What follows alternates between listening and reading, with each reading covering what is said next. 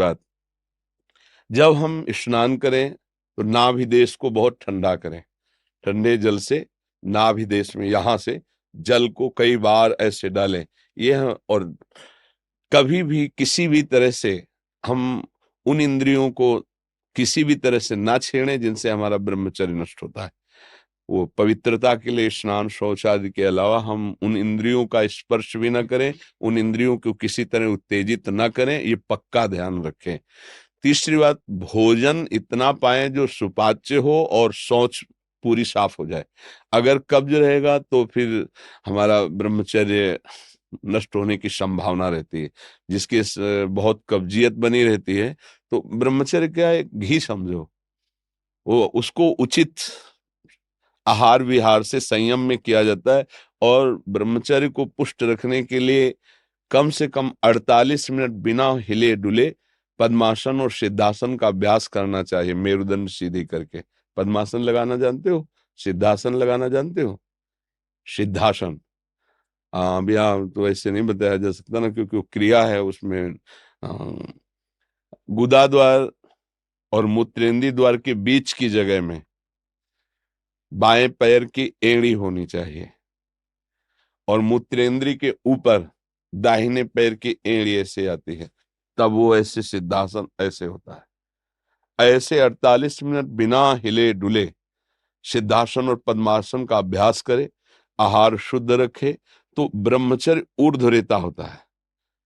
जो ब्रह्मचारी है उसका ऊर्ध्वगामी वीर हो जाता है, फिर वो अधोगामी नहीं होगा। यदि अधोगामी शुरू हो गया है तो ऊर्ध्वगामी करने में बहुत कष्टप्रद। अभी आपकी नवीन अवस्था है, बहुत बढ़िया अवसर है जीवन को ब्रह्ममय बनाने का।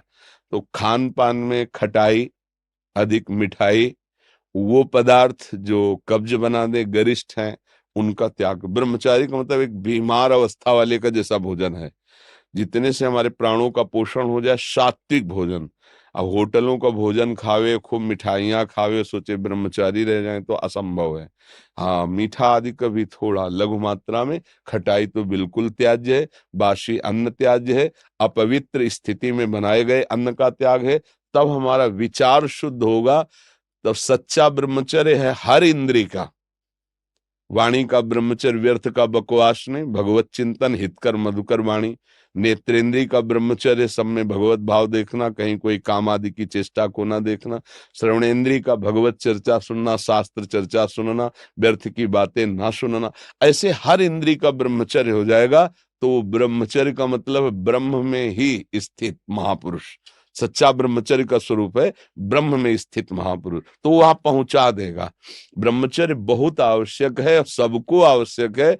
गृहस्थ में उचित ब्रह्मचर्य है, विरक्त में नैष्ठिक ब्रह्मचर्य है, आजीवन ब्रह्मचर्य। जो ब्रह्मचर्य का महत्व नहीं रखते हैं उनका जीवन कूड़ा हो जाता है, उत्साहहीन, और कई तरह के ऐसे महान दोष उत्पन्न हो जाते हैं ब्रह्मचर्य की हानि से। तो ब्रह्मचर्य की हानि ना होने पाए ऐसा आहार, और शयन करने में दाई करवट का ज्यादा प्रयोग करें, दाई करवट का। और शयन 5 घंटे से अधिक नहीं, 24 घंटे में 5 घंटे शयन पर्याप्त है। फिर आगे चल करके तो और संयम हो जाता है। अब जैसे अपने लोग 8 या 9 के बीच में शयन करते हैं, 12 बजे बैठ जाते हैं। किडनी खराब है फिर भी उसका आश्रय लेकर के, जैसे अभी ये आश्रय इसीलिए इसका लिए हुए हैं कि उस पर वजन न पड़े। नहीं, ये सब थोड़ी आवश्यकता है, सोफा और तकिया इनकी थोड़ी आवश्यकता है अपने यार। अब ऐसे बैठे तो फेल किडनी है, वो जो सेवाएं बन रही वो नहीं बन पाएंगी। तो हर समय जब आप बैठे तो मेरुदंड सीधा, इसका ध्यान रखें, आगे नासाग्र दृष्टि रखें, और सावधानी से शयन करें। शयन करते समय बड़ा खतरा है। शयन के समय हमारी इंद्रियां और मन बहुत चंचल होता है। उस समय अगर ब्रह्मचारी भगवत चिंतन करते हुए, उसको नींद से मतलब नहीं है, तन्मयता धारण करते हुए नींद में चला गया तो बच जाएगा। अगर कहीं उस समय वो छूट दे दी और पास में मोबाइल है, तो कभी ब्रह्मचर्य नहीं रह सकता। मोबाइल आप रखते हैं? रखना तो होता है। सत्संग ये सब सुनते हैं। हाँ, सत्संग सुनते, पर है बहुत खतरा पास में रहने पर।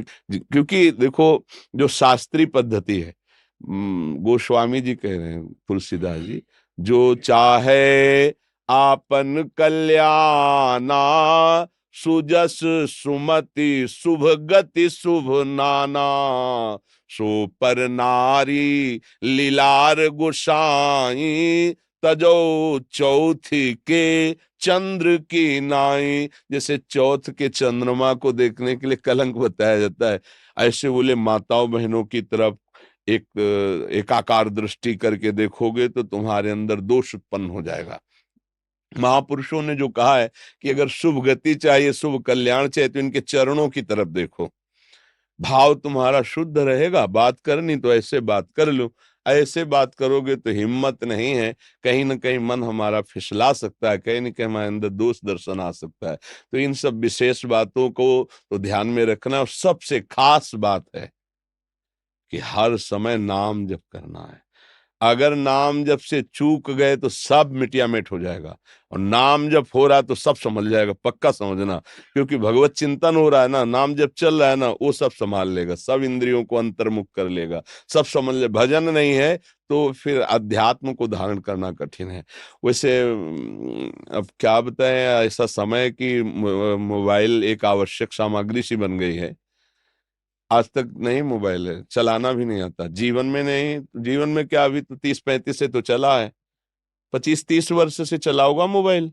पीछे तो हमने कभी मोबाइल नाम सुना ही नहीं था। तो आधुनिकता अभी 25-30 वर्ष से इतनी बढ़ती बढ़ती चली गई कि जन जन के हाथ में हो गया ये। तो ना कभी रखा है, और भगवान कृपा करे ना आगे कभी रखना पड़े। कोई पर्सनल इसका प्रयोग नहीं है, जो प्रयोग समाज का है वो 2-4 लोग अपने रखते हैं, अपने करते हैं।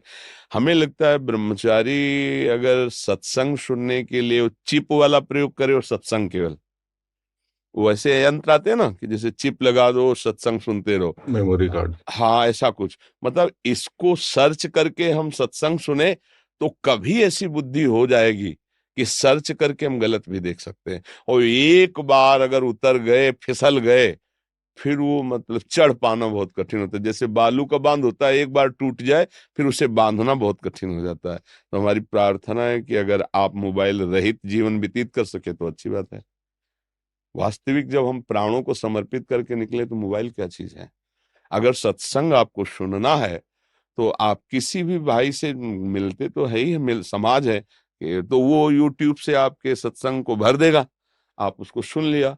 फिर आप नवीन भरवा लीजिए, यंत्र रखिए, पर मन को संभालने के लिए अगर ये कहीं भूल से ऐसा कुछ हो गया तो फिर बहुत ही, तो हमें लगता है साधक को तो सावधान रहना चाहिए।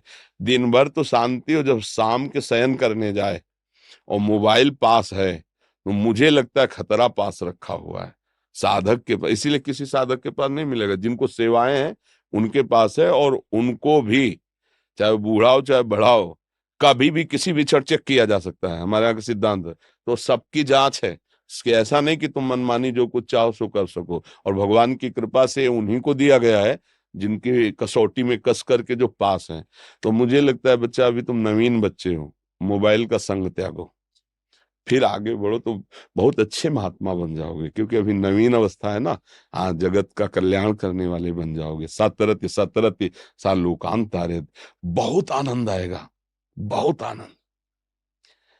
थोड़ा 10-20 वर्ष ब्रह्मचर्य रहो, फिर आप देखो कैसा आनंद आता है। कोई भी सर्दी गर्मी बरसात मान अपमान दुख सुख छू नहीं पाता। हर कष्ट को सहने की सामर्थ्य ब्रह्मचारी के अंदर होती है। तो इसलिए नाम जप करो, और जो जो कहा है इसको फिर भरवा लेना किसी चिप आदि में, दोबारा सुन लेना, क्योंकि ये यूट्यूब में डाल देंगे तो इसको बार बार सुनना। हाँ, ब्रह्मचर्य के लिए ये बहुत आवश्यक है कि हम कोई किसी भी तरह इंद्री का दुलार न करें, किसी भी तरह हम ऐसा आहार न करें, किसी भी तरह हम ऐसा व्यवहार न करें, तो हमारा